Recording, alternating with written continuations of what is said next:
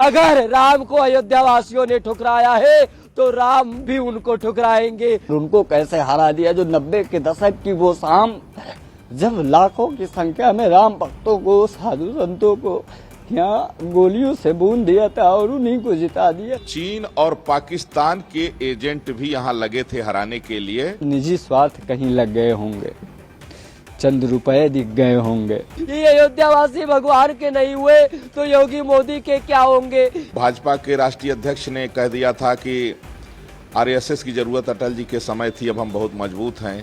लोकसभा चुनाव 2024 के नतीजे 4 जून को जब घोषित हुए तो यूपी में उम्मीद के मुताबिक सीटें ना हासिल होने का जितना बड़ा झटका बीजेपी को लगा, उससे ज्यादा चौंका देने वाला था प्रभु राम लला की नगरी अयोध्या में बीजेपी की बड़ी हार, जो किसी के भी गले से नीचे नहीं उतर रही, क्योंकि इसकी जरा भी उम्मीद शायद ही किसी को रही हो कि 500 साल से चले आ रहे प्रभु श्री राम के मंदिर बनाने को लेकर लंबे संघर्ष के बाद इस सपने को मूर्त रूप देने वाली बीजेपी को खुद राम नगरी के लोग चुनाव में नकार देंगे। वहीं इन सब के बीच अब अयोध्या के संतों की प्रतिक्रियाएं सामने आई हैं, जो अयोध्या में बीजेपी की इस हार पर बात करते हुए भावुक हो उठे और उनकी आंखों से आंसू छलक पड़े। क्या कुछ कहा अयोध्या के संतों ने, आप भी सुनिए। मैं बहुत दुखी हूं और लगभग 5 लाख वोट जो है तो भाजपा प्रत्याशी लल्लू सिंह को मिला।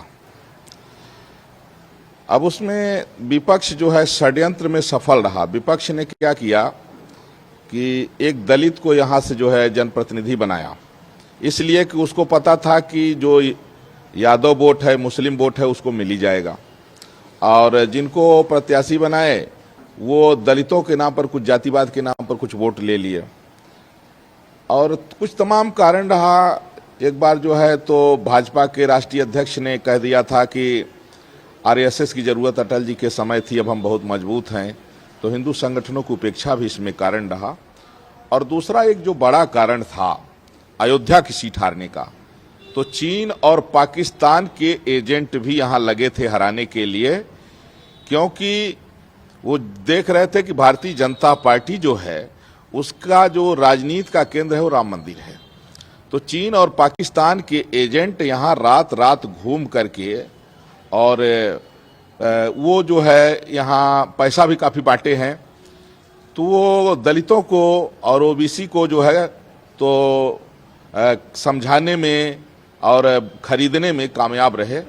हालांकि हम लोग शर्मिंदा हैं, और जो राम भक्तों के ऊपर गोली चलाया उसका प्रत्याशी जीत गया, जिसने राम मंदिर बनाया उसका प्रत्याशी हार गया। यही कुछ जो है कल्याण समय के समय भी हुआ था। ये अत्यंत दुखद रहा और यह कमी जल्दी पूरी भी होगी। 6 दिसंबर 1992 का वो कालिख जो राम भक्तों ने पूरे देश से आकर अयोध्या में विध्वंस कर दिया था, लेकिन राम मंदिर बनने के उपरांत ये जो कालिख अयोध्या वासियों के मस्तक पर लगा है, ये शायद हजारों हजार वर्ष तक ना ध्वस्त हो, और ये जीवन भर हिंदू, अयोध्या का हिंदू अपने मस्तक पर लेकर घूमेगा और नमक हराम की तरह देखा जाएगा। जिसने राम मंदिर को बनवाया उसी को अयोध्या वासियों ने हरा देने का काम किया है। ये संपूर्ण अयोध्या के लिए, संपूर्ण भारत के हिंदुओं के लिए और संपूर्ण विश्व में पहले हिंदुओं के लिए इससे ज्यादा दुख की बात कुछ नहीं हो सकती है कि जिन माननीय प्रधानमंत्री मोदी जी ने, योगी जी ने जिस अयोध्या में आते थे तो लगता था कि आसपास के किन्हीं सीट के विधायक और सांसद हैं, ऐसा कभी लगा ही नहीं कि वो प्रधानमंत्री हैं, और उसके बाद भी उनको हरा देने का काम किया है। यह कालिख हजारों वर्षों तक चलने वाली है और इसे अयोध्या वासी कभी जो है खत्म नहीं कर सकते हैं। ये बहुत दुखद है, और इसको कह पाना कि अयोध्या में क्यों अयोध्या वालों ने भारतीय जनता पार्टी को हरा दिया और उनको कैसे हरा दिया, जो 90 के दशक की वो शाम, जब लाखों की संख्या में राम भक्तों को, साधु संतों को यहाँ गोलियों से बूंद दिया था और उन्हीं को जिता दिया। ये बहुत दुख है, इसको कह पाना। मैं पिछले 2 दिन से मुझे न भोजन मुझसे किया जा रहा है, न मुझे नींद आ रही है, मैं बता नहीं पा रहा हूँ कितना कष्ट है। और ये सिर्फ मुझे, एक मात्र मुझे नहीं है, बल्कि पूरे देश में हिंदुओं को है। और इसको सोचकर कि अयोध्या में लोगों ने भगवान राम को, जो लेकर चलने वाली पार्टी है, उसको हरा दिया, और भगवान राम के भक्तों का निर्ममता पूर्वक संहार करने वाले रावणों को यहाँ से जिता दिया। अयोध्या को कभी पूरा भारत सहित पूरे सनातन में जो हिंदू है, पूरे विश्व में सनातनी हिंदू है, वो शायद माफ नहीं कर पाएंगे। ये बहुत दुखद है, बहुत दुखद है, बहुत दुर्भाग्यजनक है हिंदुओं के लिए, अयोध्या के हिंदुओं के लिए। ये कालिक कभी खत्म नहीं होने वाली है। ये वही अमर अकंटक कालिक है जो मंथरा के मस्तक पर लगा था, जो माता कैकेयी के मस्तक पे लग गया था, जो अयोध्या वासियों के मस्तक पे लग गया था, जिन्होंने भगवान राम को वनवास दिला दिया, जिन्होंने माता सीता को वनवास दे दिया। ये वो अमर कालिक है, ये वो अकंटक कालिक है जो जब तक राम मंदिर रहेगा तब तक ये कालिक हिंदुओं के मस्तक पर रहेगा, कि जिन्होंने भव्य दिव्य राम मंदिर बनवाने का काम किया, 500 वर्षों के कालिक को विध्वंस कर दिया, उन्हीं को इन्होंने हरा दिया। चंद निजी स्वार्थ कहीं लग गए होंगे, चंद रुपए दिख गए होंगे, जिन्होंने यह कहा कि संविधान बदल देगी भारतीय जनता पार्टी। जिस संविधान की बदौलत हमारे प्रभु श्री राम लला भव्य रूप से विराजमान हुए, कुछ जुमलेबाज पार्टियों ने उसी संविधान को ही दांव पे लगा दिया अपनी राजनीति के चक्कर पे, और उन्होंने पूरे देश में ये कहा कि संविधान बदल देगी भारतीय जनता पार्टी। इससे ज्यादा दुखद और क्या होगा? संविधान बदलने की किसी में क्षमता नहीं है। अयोध्यावासी दोगले हैं, जब भगवान राम के नहीं हुए तो ये किसी के होंगे? ये किसी के नहीं हो सकते।